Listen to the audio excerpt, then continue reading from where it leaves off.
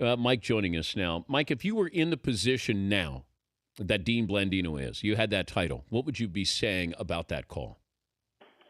Probably the same thing Dean Blandino's saying. Kind of half defending the officials, and half, confusing the issue a little bit more. And here is a bit of a concern, Dan, is that the information has been a little conflicted, because after the game in the pool report, Cleet Blakeman says that it was picked up because the pass was uncatchable, and then some information came out of the league office and saying that it was picked up because the ball was intercepted before the interference occurred. It's very muddy water at this point. Water under the bridge, maybe because it's over, but I think what you got to figure here, or at least try to figure, is what is the teaching moment here, and how can this be prevented from happening again? And I think the other level of confusion that arises here, first of all, I think it all goes to the fact that Cleet Blakeman made a poor announcement when the game ended. When he said there is no foul on the play, the game is over, and took off, it's not enough.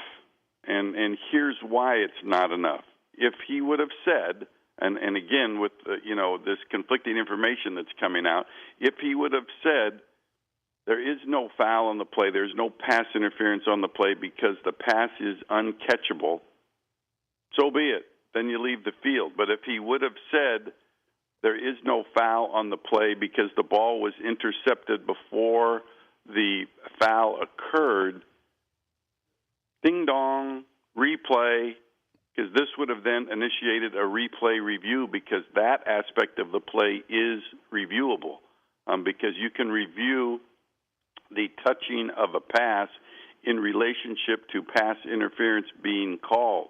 And since it was called and then picked up, if that's the reason it was picked up, then replay could have put it back on.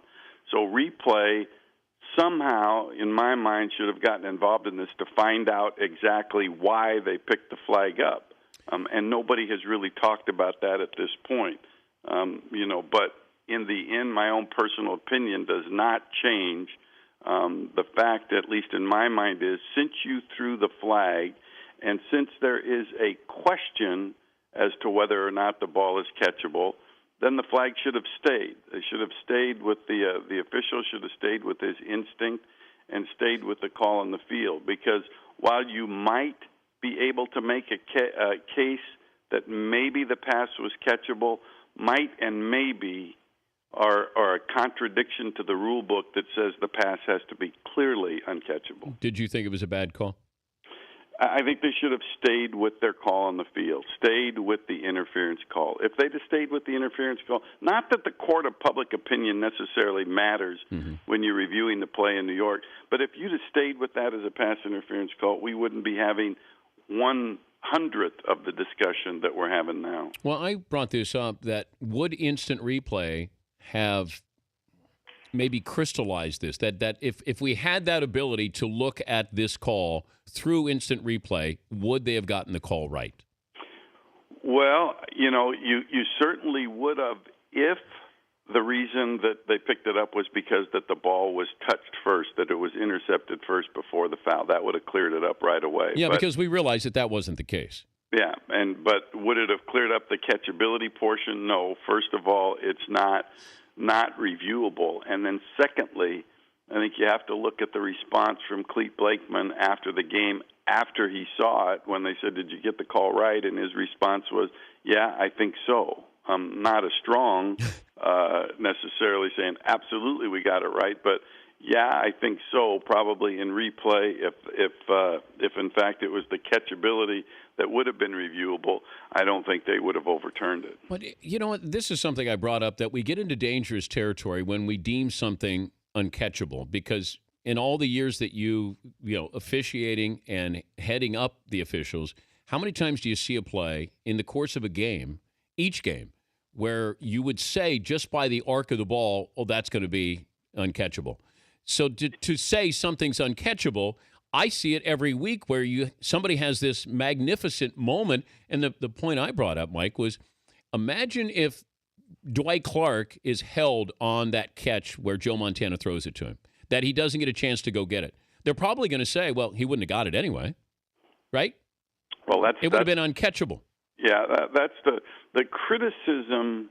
The criticism that the league gets, and then I think most fans gives the league, is the criticism is why you don't declare more passes uncatchable, because you declare so few, and so often the pass lands so far away from where the receiver ends up. But the judgment is, and I think correctly so, that interference, if it occurs right after the pass is released and you get this contact that ends up to be 20 yards away from where the ball's landed, the judgment that you make is without that contact 20 yards away, the receiver might have gotten here. Yeah. And that's why the book says clearly uncatchable. And normally, when you talk about uncatchable, you're almost thinking the only thing that's really uncatchable is a ball that lands, 5 yards, 10 yards out of bounds.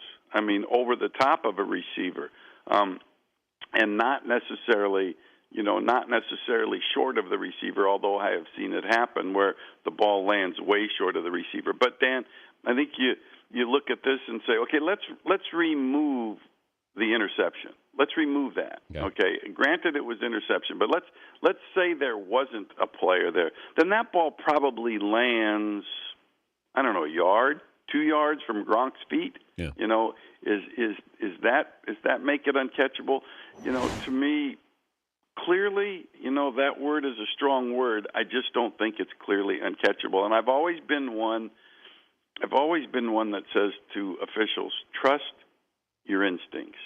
And the instincts of the back judge was that he had a foul there. And and to me, if he would have trusted his instinct, I just don't think we would be having this conversation. But at the end of the day, wrong call is what you're saying.